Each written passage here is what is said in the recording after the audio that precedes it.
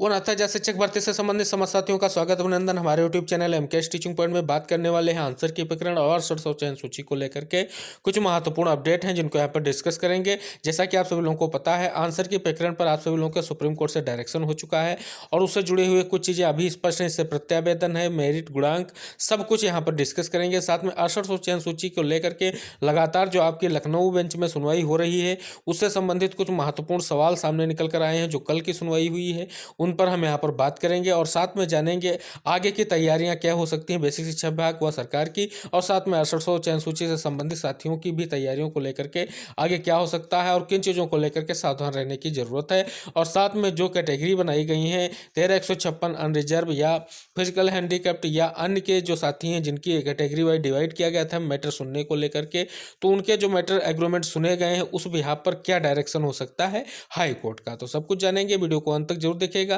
Video पसंद आता है तो लाइक शेयर जरूर कीजिएगा और चैनल को सब्सक्राइब कीजिएगा।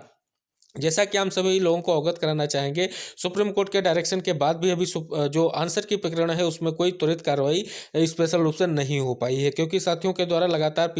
मुलाकात की गई जिसमें स्पष्ट रूप से पीएनपी की तरफ से यही निर्देश मिला कि हमने अपना जो डाटा है वो सरकार को भेज दिया है, बेसिक विभाग उस पर जल्द ही कार्रवाई करेगा। लेकिन अभी उसमें कोई चीज़ें स्पष्ट नहीं हो पाई हैं। जैसा कि हमने कई सारे लोगों को ये भी देखा कि एमआरसी वाली जो है गुणांक रह सकती, लेकिन अभी कोई गुणांक का बेस नहीं है और सरकार का यही मंथन है कि 6800 और उत्तर कुंजी एक साथ हल किया जाए, दोनों की मेरिट, गुणांक, सब चीज एक रहेगी। ये आप सभी लोगों के लिए स्पष्ट न्यूज है, इसमें कोई भी दो राय नहीं है। तो 6800 के साथ दोनों चीजों का हल होने जा रहा है और आप सभी लोगों को पता है 6800 केस जल्द ही निस्तारण होने जा रहा है। जो 6 तारीख की आपकी सुनवाई लगाई गई है उसमें जितने भी एग्रीमेंट शेष रह गए हैं उनको सुना जाएगा और उसके बाद में जो भी डायरेक्शन होगा वो डायरेक्शन के आधार पर आगे की चीज़ों को हल किया जाएगा, यानी दोनों मुद्दे एक साथ हल होने जा रहे हैं। अब जो बात की जाए यहाँ पर कल की सुनवाई से जुड़े हुए कुछ महत्वपूर्ण सवाल उत्पन्न हो रहे हैं। यहाँ पर आप सभी लोगों को पता है कि आशीष चतुर्वेदी जी ने यहाँ पर सबसे पहले एग्रीमेंट स्टार्ट किए कल की सुनवाई में।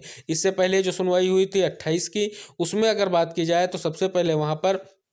जो है संदीप सर ने अपनी बात को रखा था, संदीप सर के बाद में सुदीप सेठ ने अपनी बात को रखा था, जिसमें स्पष्ट रूप से सुदीप सेठ ने जो बात की थी 69 शिक्षक भर्ती के साथ साथ 6800 दोनों को चैलेंज की बात की थी। 6800 को बताया था कि इसका कोई जियो नहीं या इसका कोई लोकस नहीं है, स्पष्ट जियो सरकार दे, शासनादेश लेके आए। और 69,000 शिक्षक भर्ती में उन्होंने स्पष्ट रूप से ये भी बताया था कि 27-21% आरक्षण के बिहार पर 19,000 सीटों की बात की गई थी और वहाँ पर जो है आप सभी लोगों को पता है सारी चीज़ें हुई थी। उसके बाद जो कल की सुनवाई हुई तो जर्नल की तरफ से सबसे बड़ी बहस जो है चतुर्वेदी ने की। चतुर्वेदी जी ने बहुत सारे आर्डर्स को पढ़ा, जिसमें डबल रिजर्वेशन को लेकर के अलग अलग हाई कोर्ट के अलग अलग आर्डर को पढ़ा, कई सारे केसेस के बारे में जो है यहाँ पर उन्होंने उनको जो है एक्सप्लेन किया, यानी सब कुछ यहाँ पर कोर्ट के सामने रखा। और उसके बाद उनके जब एग्रीमेंट सबमिट हुए उसके बाद जनरल की तरफ से चंद्रा सर को अपोज किया गया। उसके बाद में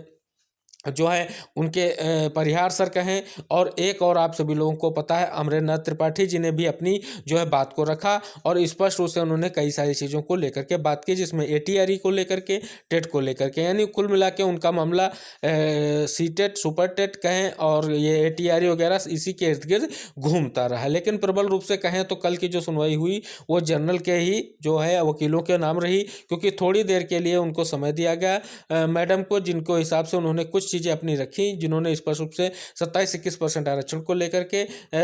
जो है 19,000 सीटों की लगभग जो है मांग की गई। लेकिन उनका मामला स्पष्ट रूप से उनके एग्रीमेंट नहीं सुने जा सके, जो 13,156 के एग्रीमेंट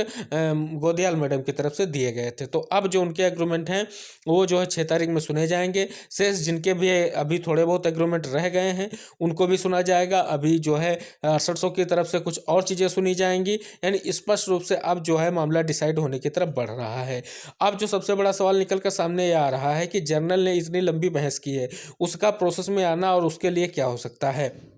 तो आप सभी लोगों को पता है मोहिनी तिवारी केस को लेकर के ही सरकार एक बार डेट ले चुकी है और जनरल के एग्रीमेंट सुनने के लिए सरकार ने यहाँ पर प्रतिबद्धता इसलिए दिखाई है क्योंकि जनरल वाले कह रहे हैं कि 69 शिक्षक भर्ती जो है पूरी तरीके से अवैध ढंग से की गई है, यानी इसमें गलत चयन किए गए हैं डबल रिजर्वेशन, ट्रिपल रिजर्वेशन दे करके। लेकिन क्या उन चीज़ों को साबित कर पाने के बाद उनको कोई लोकस बनता है या उनको कोई लाभ मिल पाएगा, ये देखने वाली बात होगी। तो उनके जो कहें तो उनकी बहस पूर्ण हो चुकी है जनरल की और अब जो 13,156 से जुड़ी हुई कुछ चीज़ें रह गई हैं जिनको जो है अगली सुनवाई में हल करके निकाला जाएगा। अब सबसे बड़ा सवाल ये उत्पन्न हो रहा है, क्या 69,000 शिक्षक भर्ती कटघरे में आ सकती है? तो आप सभी लोगों को हम बताना चाहेंगे, जैसा कि सचिव महोदय ने स्पष्ट रूप से भसीन सर से मिल करके कोर्ट की सारी चीज़ों को दुरुस्त किया और विभाग लगातार प्रयासरत है कि जल्द ही इस मामले का हल हो। और जितनी भी सुनवाइयाँ हो रही हैं उसके तुरंत बाद बैठकें की जा रही हैं कि क्या कोर्ट का घटनाक्रम है और क्या सरकार इसके बचाव में कर सकती है कि 6800 चयन सूची बचे, क्योंकि 6800 चयन सूची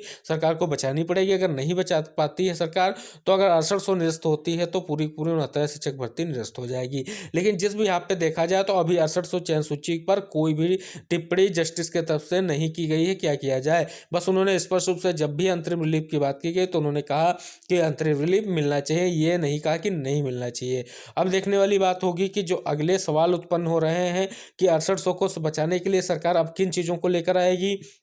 दूसरी बात, 6800 को बचाने के लिए सरकार क्या 69,000 शिक्षक भर्ती के अंतर्गत जो भी विसंगतियां उनको हल करके वैकेंट सीटों के साथ जो गलत चयन उनको निकाल करके चयन देगी, क्योंकि आंसर की प्रकरण भी इससे जुड़ा हुआ है। साथ में 69,000 शिक्षक भर्ती से ऊपर की सीटों को बढ़ने का बाउंडेशन है, क्या उस बाउंडेशन में कुछ छेड़छाड़ सरकार की तरफ से किया जाएगा, ये भी मामला सबसे बड़ी बात है। तो ये बहुत सारे ऐसे अस्पष्ट सवाल हैं जिनको 6 तारीख में पटाक्षेप होना है। लेकिन बात करें कल की सुनवाई की, अगर मूल सार की बात करें कि 6800 की चीज़ें कुछ सुनी गई हैं, 13,156 से सुनी गई हैं और जो है जनरल की तरफ से आपके एग्रीमेंट सुने गए हैं जिनका सबमिशन पूरा हो गया है। साथ में अभी पीएच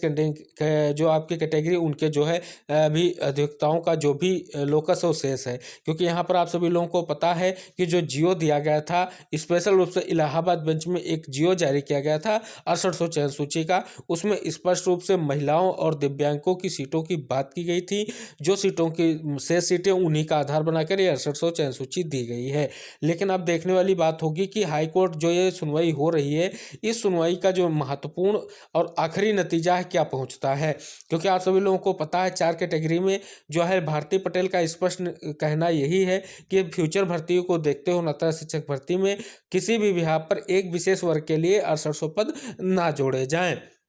और साथ में 13,156 से संबंधित कई सारे साथी कह रहे हैं कि एक सीट पर 2 लोगों को नहीं रखा जा सकता है और 6800 जब तक गलत को बाहर नहीं निकाला जाएगा तब तक 6800 को चयन ना दिया जाए, जैसा कि आप सभी लोगों को पता है। और साथ में 6800 मूल चयन सूची जो स्पष्ट रूप से बात की गई है सुदीप सेठ जी के एग्रीमेंट में कि मूल चयन सूची सरकार प्रेजेंट करे और 6800 को इन कर ले, कोई दिक्कत नहीं होने वाली है। तो अब देखने वाली बात होगी कि जो ये इतनी लंबी और बहस और लगातार हो रही सुनवाई हो रही है, इसका निस्तारण किस बिहाफ पे होने वाला है, क्योंकि 6800 को तो निस्तारण में ला करके 6800 को नियुक्त देना अब सरकार के पास सबसे बड़ी मजबूरी है। क्योंकि अगर 6800 पर डायरेक्शन सरकार नहीं करवाती है तो 69,000 शिक्षक भर्ती के सारे पोल पट्टियां खुलने वाली हैं, क्योंकि जितनी भी विसंगतियां हुई हैं सभी को एक साथ लाया जाएगा और उनका हल सरकार को करना पड़ेगा। तो किसी भी बिहाफ पे सरकार ये नहीं चाहेगी कि किसी भी भर्ती प्रक्रिया को निरस्त करना पड़े, वो भी 4 से 5 सालों के बाद में। तो सरकार बचाने के लिए प्रयासरत है और जिले वाइज जितनी भी चीज़ें लगातार शासनादेश भी आ रहे हैं। छोटे से छोटे केसों को देखा जा रहा है कि भर्ती से संबंधित अगर कोई भी केस है तो उसको जल्द ही कनेक्ट किया जाए और उसका हल निकाला जाए, जिससे आगे इसमें कोई अपडेट ना आ सके। तो जिस प्रकार की सुनवाई कल हुई है, ऐसी सुनवाई आप सभी लोगों को अगले भी देखने को मिल सकती है। तो आई होप चीज़ें स्पष्ट हुई होंगी और जो आपकी जिज्ञासाएं हैं, आपके सवाल हैं, उन पर भी चीज़ें स्पष्ट होंगी। तो वीडियो को अंत तक जरूर देखिएगा, वीडियो को लाइक शेयर कीजिएगा और चैनल को सब्सक्राइब कीजिएगा। मिलेंगे अगली अपडेट के साथ, तब तक के लिए टेक केयर, बाय बाय, जय हिंद साथियों।